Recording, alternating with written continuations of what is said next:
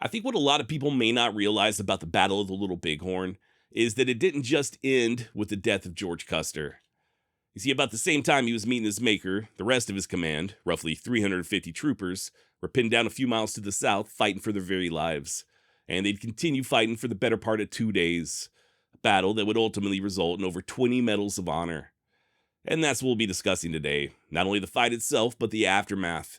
We'll take a look at officers like Reno and Benteen, what they got right, what they got wrong, as well as how the US government still managed to walk away with the Black Hills despite their defeat at Little Bighorn. And yes, we'll also take a look at that $2 billion fund that the Lakota still refuse to accept as compensation. We're going to get into all of it. My name's Josh, and this is the Wild West Extravaganza. Yeehaw! By the evening of July 25th, 1876, the men of the 7th Cavalry had found themselves in quite the pickle. Major Reno had just clawed his way out of the valley, following that disastrous charge of his, and the survivors were still straggling in. Some on foot, some on horseback, and a few unfortunates still left down below. And then moments later is when Captain Benteen arrived with his 3 fresh companies. Remember, he'd been scouting the bluffs to the south when he ran into a messenger from Custer telling him to come quick and bring the packs. Still, though, it wasn't until he got back to what's now known as Reno's Hill that he discovered just how dire the situation had become.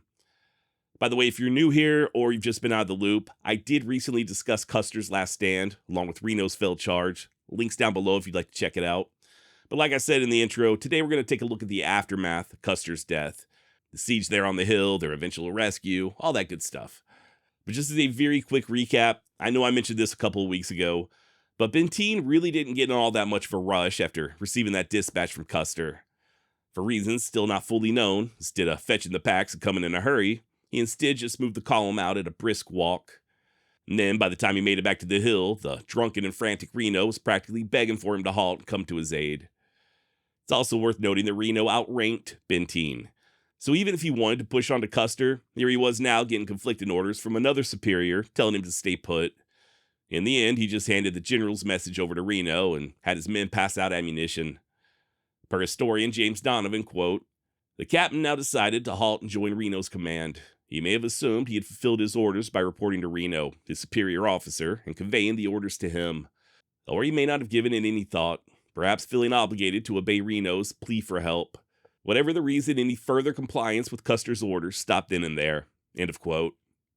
Now that said, not everybody was willing to sit tight. Captain Thomas Weir of D Troop had been pacing back and forth pretty much ever since they reached the hilltop. Firing downstream had grown into a steady roar by that point.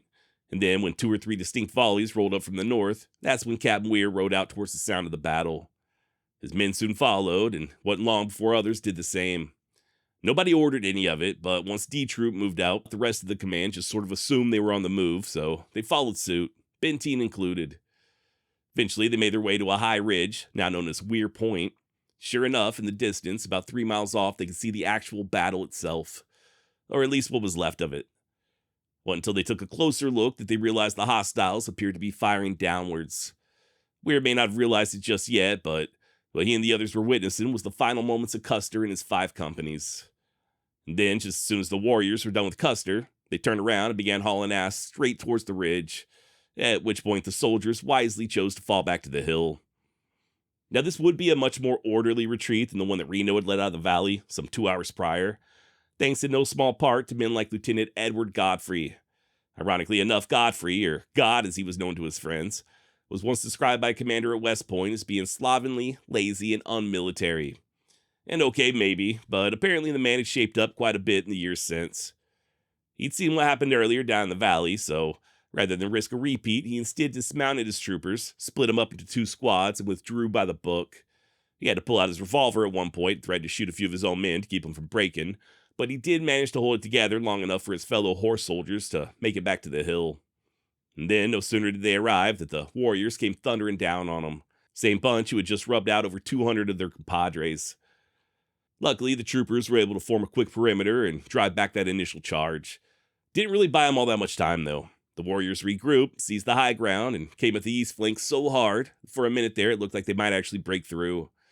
But once more, the men of the 7th held firm. And that's when the fun really began. To once again quote historian James Donovan, "As the afternoon stretched on, a pattern emerged. The Indians would pour heavy fire into the position, their guns emitting a thick ring of smoke around the regiment. Then they would work up their nerve to make a charge, at which time the troopers would pop up and fire, scattering them back to the hills. This went on until sunset. End of quote. So yeah, eventually things did ease up enough for some of the soldiers to leave their firing pits and start walking around. Firing pits, by the way, that they dug with whatever was available. Everything from tin cups to plates, spoons, knives, even pieces of wooden boxes. Mostly on account of the hill having pretty much nothing in the way of cover. Just grass and a shallow saucer-shaped depression. That's it. Now, as far as Major Marcus Reno, he may have been the ranking officer there on the hill, but he certainly wasn't rising to the occasion. He laid low in that rifle pit of his, sipping on whiskey till the sun went down, and at one point he got so rattled that he slapped one of the civilian mule packers and threatened to kill him. He also floated the idea of leaving behind the wounded and escaping under the cover of dark, a proposition that was immediately vetoed by Benteen.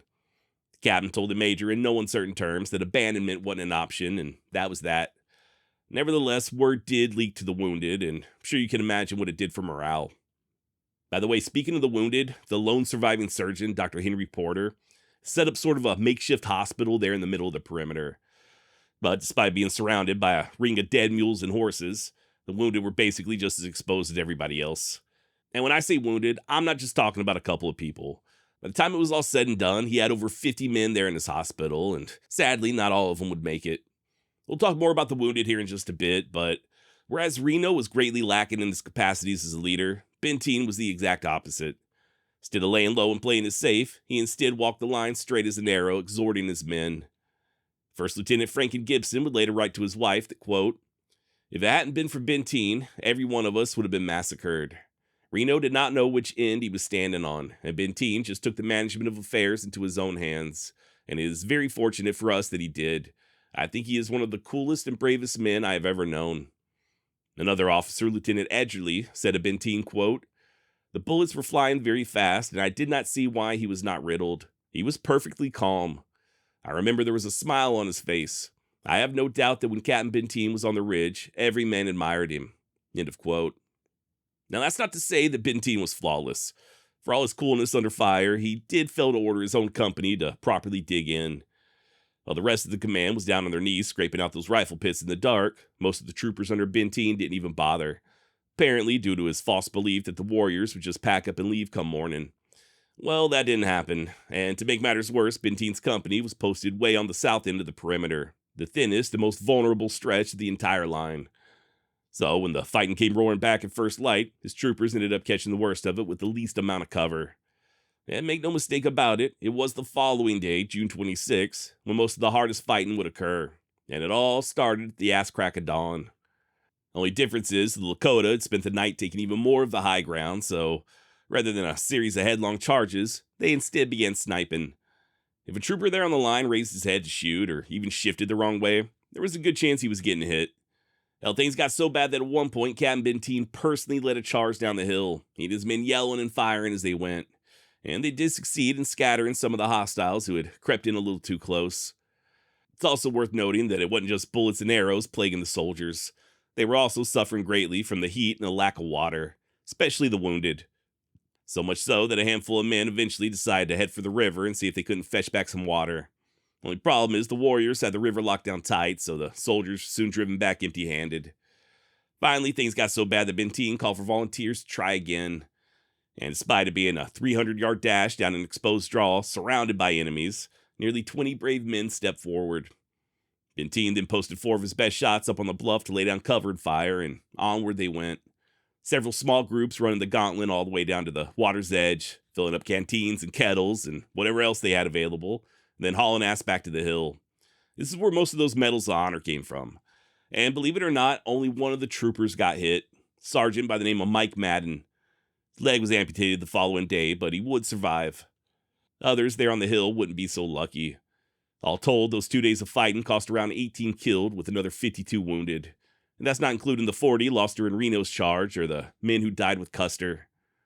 Just a quick side note, but there was something else that occurred on the second day of the battle that I do think is worth sharing. You see, as those water carriers were scrambling back up to the hill, somebody else from across the river started yelling at them in plain English, telling them to, quote, Come on over to this side, you sons of bitches, and we'll give it to you. It was this and a few other notable incidents, like a trumpet sounding, that have led some to believe that there were white men fighting alongside the Lakota. Sounds very compelling, but as far as I'm aware, there's no real evidence showing as much. I'm not saying it's not possible or that it didn't happen, but I think a far more likely explanation is that whoever did that yelling in English had probably spent time in an agency, or possibly even grew up around white people, maybe even with a white father. As far as a full-blown renegade white man fighting soldiers there at Little Bighorn, once again, that has yet to be proven. It may have happened, but probably not. Now, late in the afternoon of the 26th is when the shooting finally came to a stop. And by later on that evening, the men on the hill stood up and witnessed something they'd remember for the rest of their lives. Per historian James Donovan, quote, "An immense cavalcade of people and horses began to move leisurely up the valley toward the Bighorn Mountains. Men, women, and children were mounted, with travois carrying equipment, provisions, and the occasional wounded warrior. A number of the women sang, some of the songs celebrating the great victory, others mourning the dead. The horse herd contained at least 20,000 ponies. Several of the soldiers later estimated that there were about 3,000 warriors and at least 7,000 people in all. The procession continued on for several hours before it passed from sight. The warriors remaining across the river, now clearly identified as a flank guard for the village, stayed until nearly dark and then rode after their people." End of quote. It was then and only then that Reno pulled the troopers down to a better spot by the river, all the while still wondering what in the hell had become of Custer. I'm sure some of the men had probably pegged him for dead by this point, but for the most part, they just figured he had escaped and maybe linked up with Terry and Gibbon, or possibly he had gotten himself pinned down and was fighting his own fight off in the distance. It wasn't until the following day that they finally learned the truth. It was that morning at around 10 a.m. that they spotted a column of dust coming up the valley. They initially feared it was the Lakota returning for more until someone recognized them as soldiers under Terry and Gibbon. Lieutenant James Bradley and his Crow Scouts had already rode ahead of the column into the valley, and what they found was an absolute nightmare. The bodies of over 200 men stripped and mutilated. And once General Terry reached the survivors with the grim news, many of them refused to believe. Hell, even Benteen refused to accept it till he rode down for himself to see with his own two eyes. Keep in mind that this was in late June, so the ground was baked hard as a rock. That being the case, most of the bodies weren't even buried. They were just simply covered with dirt and sagebrush. As far as I'm aware, Custer and his brother Tom were the only ones actually buried, and even just then it was in a shallow grave around 18 inches deep. That said, in time, many of them would be reinterred. Following summer, the Army sent another detail to recover the officers whose families wanted them a little closer to home. Custer included. He was laid to rest a second and final time over at West Point later on that fall with full military honors. Others were buried in various family plots and post cemeteries back east. Keogh, for instance, ended up in a cemetery in Auburn, New York. Maybe. You see, Mother Nature had really done a number on those remains, so in a lot of cases, it was just an educated guess as to whose bones belonged to who. There's even some debate as to whether or not the bones that went to West Point were actually Custer's. As for the enlisted, they mostly stayed there on the battlefield. The Army had to keep coming back, and finally in 1881, they were all reburied in a single mass grave on what's now known as Last Stand Hill. But that's all in the future. For now, we got a whole hell of a lot of wounded in dire need of a sawbones better equipped than Doc Porter, and getting them out turned into quite the chore in and of itself. There was a steamer called the Far West waiting for him at the mouth of the Little Bighorn, but I guess the river was too shallow to go the rest of the way. So in the end, all the wounded had to be carried out on litters by hand. If I'm not mistaken, it was like 15 miles. It was slow, it was brutal, and for a man with a gut wound or a stump where his leg used to be, every jolt must have been its own special kind of hell. But they did succeed in getting them all to the boat, at which point Captain Grant Marsh was instructed to deliver them to Fort Lincoln as fast as possible. And when I say fast, dude ran that boat 710 miles in just under 54 hours, a record that to this day still hadn't been beaten. He finally pulled up into Bismarck close to midnight on July 5th, and what much longer after that when the rest of the world learned what happened. A newspaperman there at Bismarck, a guy by the name of Clement Lounsbury, stayed up most of the night feeding the story out over a single wire. Custer's widow was notified the following day, and no sooner were the headlines printed that people began pointing fingers, mostly at Custer himself. And a lot of that finger pointing came straight from the very top. You see, General Terry had written his orders in such a roundabout fashion that his ass was basically covered no matter the result. If Custer found the village and won, great, Terry turned him loose to do exactly that. If he found the village and lost, then all Terry had to say was that Custer had gone off script, which is basically what Terry ended up doing, keeping his own name clean while a dead man took most of the weight. Grant and Sherman and all the others made a big show of being shocked and heartbroken by the loss, but nevertheless, the government still walked away with the one thing it had been after from the very start: the Black Hills. And this is the part that I think a lot of people may not realize. Much in the same way that Custer's death did not mark the end of the Battle of the Little Bighorn, the battle itself did not mark the end of the war with the Lakota. That great village that defeated Custer ended up splitting apart just as soon as it left the valley, with all the individual bands peeling off and headed back to their own territory. Sounds kind of ill-advised in hindsight, but they really didn't have any other choice. A big camp like that with several thousand people, upwards of 20,000 horses, it's not exactly sustainable. Grass gets eaten down to dirt, the game gets spooked, and then you toss in the sanitation problem, that many people all packed in together, and it doesn't take long for a camp that size to become its own worst enemy. So they scattered, and unfortunately for them, it was this necessary scattering that ultimately led to their undoing. You gotta think, man, the army could always return, right? Sure, a column might run low on rations or ammo and have to turn back, sort of like Crook after Rosebud, but that was just temporary. They'd resupply, take on fresh men and horses, and be right back out in the field in a matter of weeks. The Cheyenne and Lakota didn't have that luxury, especially not during the winter. There weren't no depots to fall back to, no reinforcements or pack trains full of supplies or anything like that. So, that being the case, the strategy for the U.S. Army was basically just sheer relentlessness. Never let the bands rest or settle in long enough to lay in supplies for the winter. Just grind them down and starve them out. Now, you may be thinking, well, why didn't they try that from the very beginning? Why go in and attack some huge-ass village instead of just waiting for them to split up into more manageable groups? What you gotta remember is that the army never expected to find a camp that big in the first place, and they sure as hell never expected the natives just to stand and fight. The entire premise of the 1876 summer campaign was that they were just chasing a few scattered bands of holdouts who'd turn tail and run the second they caught sight of the soldiers. Like I said a couple of weeks ago, in their minds, catching the Indians was the hard part. Beating them was supposed to be a formality. That's why they came at them with those 3 columns in hopes of catching them before they ran off. The Little Bighorn is what shattered that assumption. No longer was anybody under the illusion they were just chasing a few frightened renegades, so that's when the army switched tactics. Went after the smaller bands when they were the most vulnerable, in the dead of winter. This way, the army didn't need one big decisive battle. All they had to do was just keep the pressure on, burn their lodges, scatter their ponies, shit like that. And it worked. Crazy Horse managed to hold out through the winter, but his people were suffering something fierce. So rather than see him starve, he surrendered over at Fort Robinson in May of 1877, less than a year after Little Bighorn.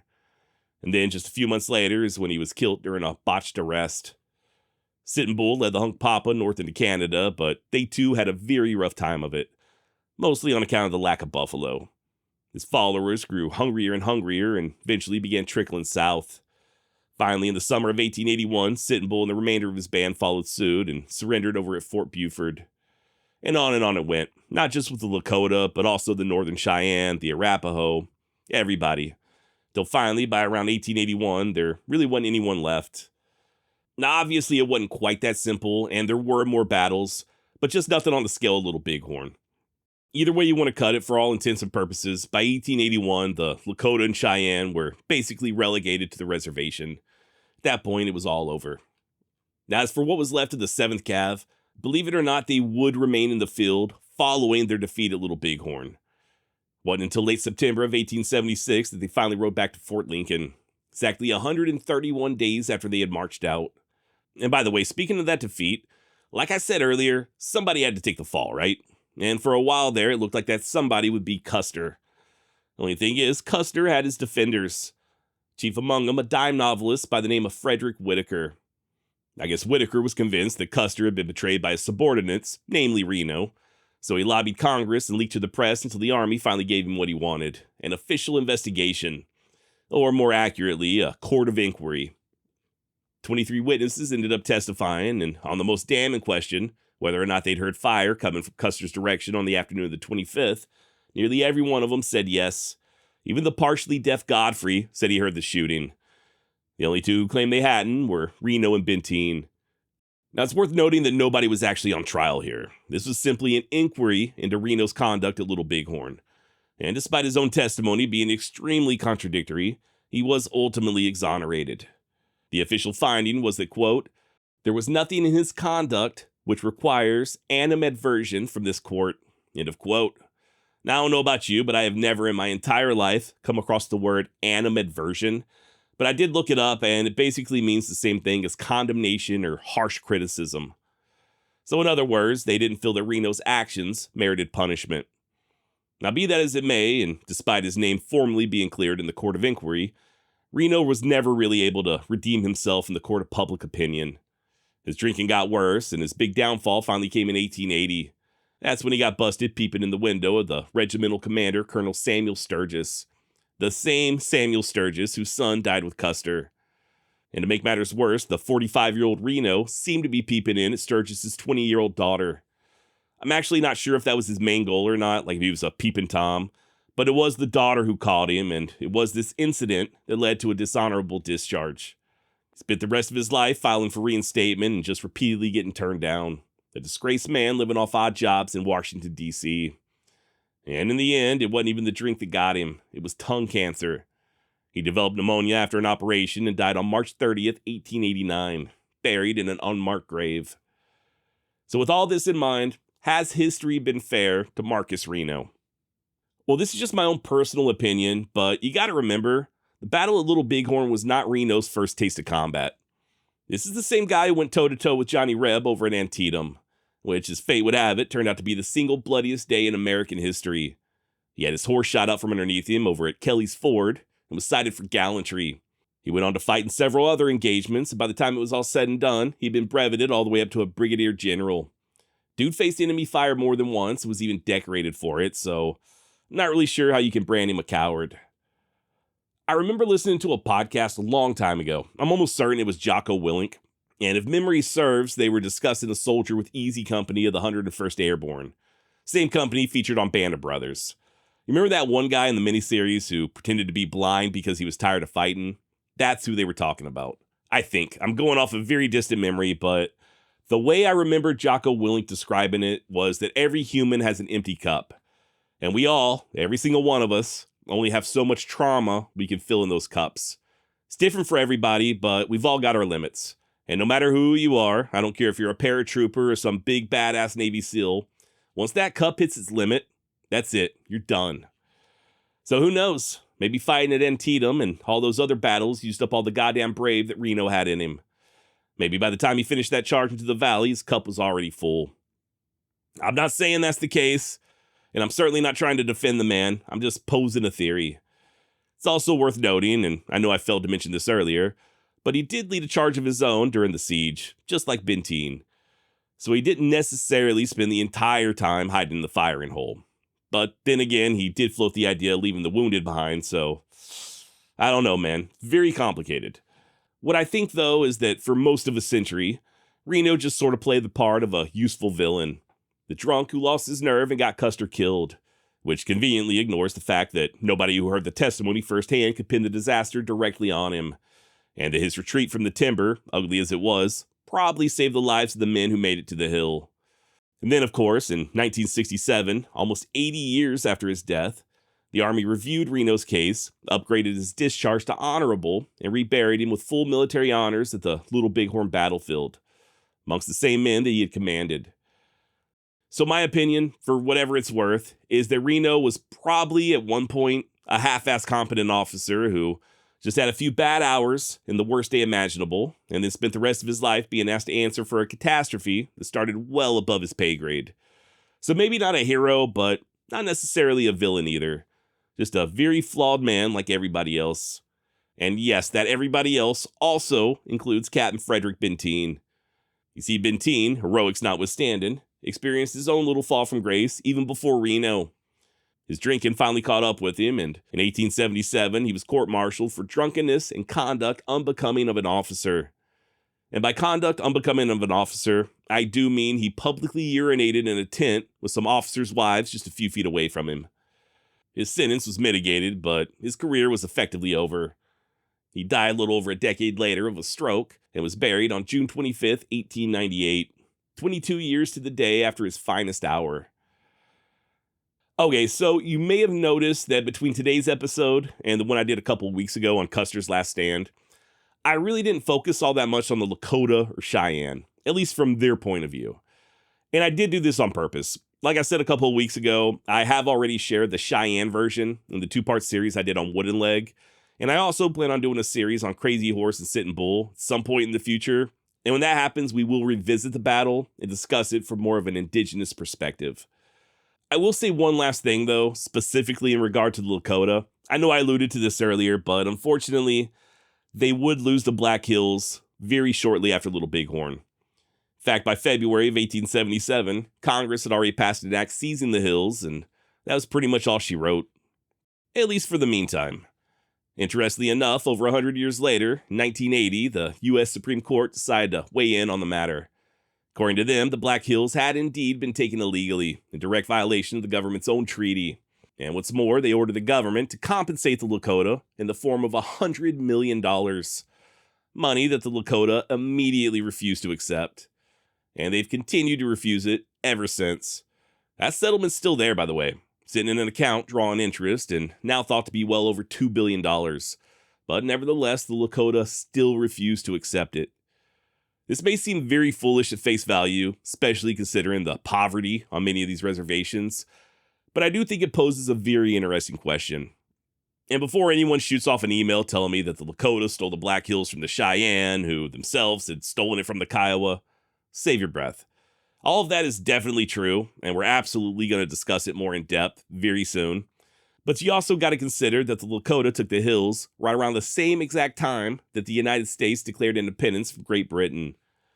So for anyone thinking that the Lakota barely even owned the Black Hills, or that their claim is somehow illegitimate on account of them taking the hills by force from other tribes, I want you to answer one simple question.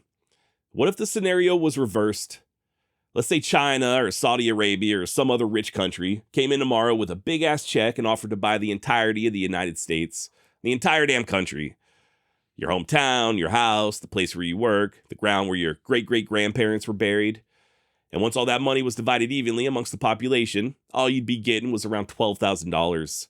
And then, to make matters worse, they're just constantly gaslighting you the entire time by saying that your ancestors took the land by force from the Native Americans, and besides, you've only had it since 1776, so what's the big deal? You see, as of this recording, there's around 170,000 enrolled members in the Sioux Nation. That's including the Lakota, the Sani Sioux, all of them combined. If I'm not mistaken, it's something like 9 separate tribes. They're eligible for that fund. And if you were to dole out that $2 billion evenly to 170,000 people, it only amounts to around $12,000 per member. Now granted, that's under the assumption that it would actually be doled out evenly, but still, man, whatever money they'd get out of that fund, were they to accept it, would likely be gone in less than a year. Hell, you can't even buy a reliable vehicle for $12,000. And then what? They'd basically be in the same situation as they are right now, with nothing. Meanwhile, the Black Hills itself brings in an estimated $2 billion per year in tourism. Think about that for a moment. The state of South Dakota pulls in damn near the entire value of that settlement fund out of the Black Hills every single year. Not once, every year. Off the very land that was taken. And in exchange, the Lakota are supposed to accept that same $2 billion just one time and then split it 170,000 different ways. So no, I don't think the Lakota are being foolish at all. I think you can see it for clearly what it is, right? It's the same shit that's been run on them since 1868. A treaty here, a check there, a promise that this time it'll all be on the up and up. And every single time when the ink dries, they come out the other end with less than they started with. So now they're saying no. You don't have to romanticize it, you don't have to agree with it, but I do think it's very hard not to respect that type of determination. The Lakota may have been defeated militarily, but they never sold out and they remain just as defiant as ever. Their dignity is worth more than $12,000 a head, and I think that counts for something. And I also think that's about all I've got for today. Thank you so much for joining me, and until next time, adios.